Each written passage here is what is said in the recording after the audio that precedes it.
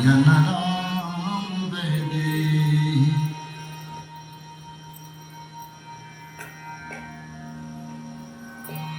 जाके यन राम वैदेही।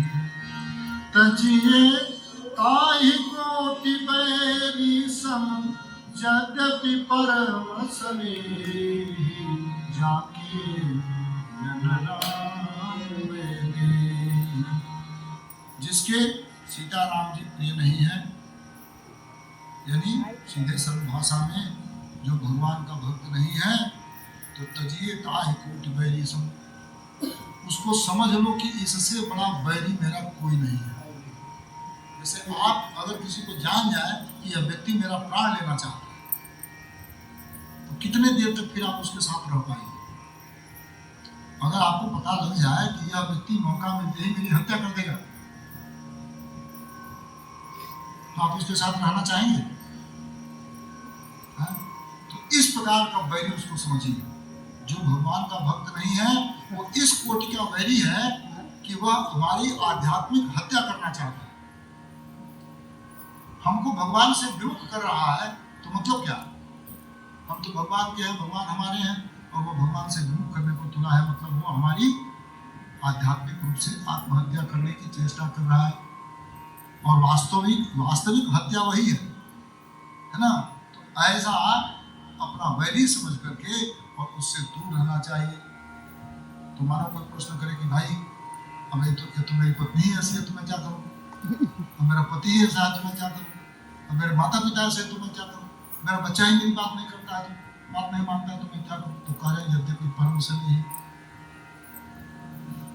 अब निर्णय आप ही करना है ना? नहीं, पत्नी में आपस में बड़ा प्रगाढ़ संबंध होता है, बच्चों से बड़ा संबंध अच्छा होता है, माता पिता से प्रगाढ़ संबंध होता है, लेकिन इन संबंधों को भी अगर आध्यात्मिक मार्ग में बाधा उत्पन्न करें तो कोट बैरी के समान त्याग देना चाहिए। अच्छा, तो इसका कोई उदाहरण भी है? तो गोस्वामी जी लिख रहे हैं, तजो पिता प्रहलाद विभीषण बंधु भरत महतारी।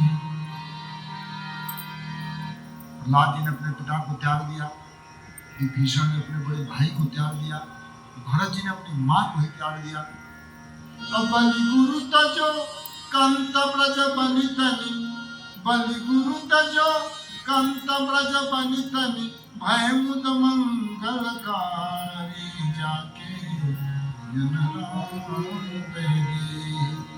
बलि ने अपने गुरु का भी त्याग कर दिया, और ब्रज की वनिताओं ने, ब्रज की गोपियों ने अपने पति का ही त्याग कर दिया, फिर भी किसी की संसार में बेइज्जती नहीं हुई। भयो मुद मंगलकारी, सब लोग अत्यंत प्रसन्न भी रहे और मंगल भी उनका हुआ, कोई अमंगल नहीं हुआ। जाके यन राम वैदेही।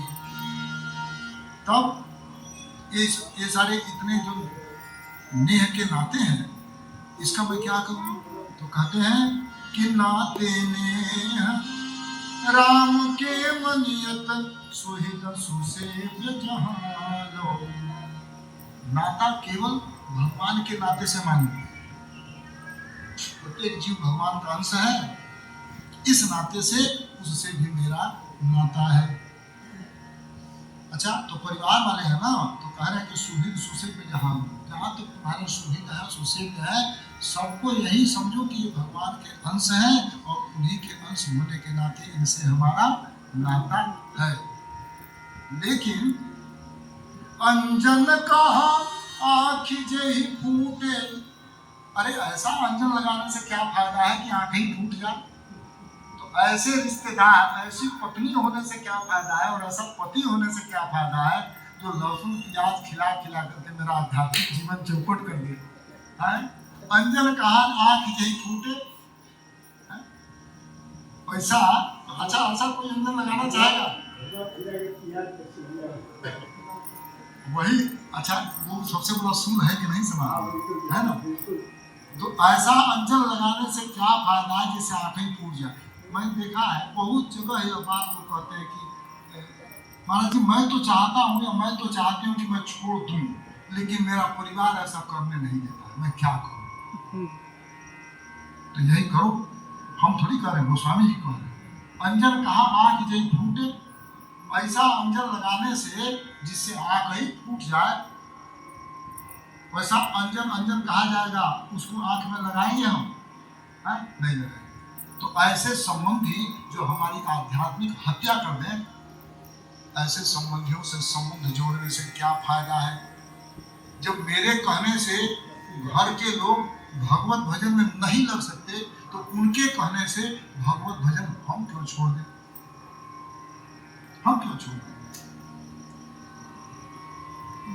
तो अंजन कहा आँख जही फूटे, अब बहुत कहूँ कहाँ।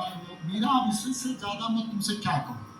समझदार के लिए इशारा काफी होता है। तो अंजन कहा आँख जही फूटे, बहुत आगे कहते हैं तुलसी सो सब भांति परम हित, पूज्य प्राण ते प्यारो।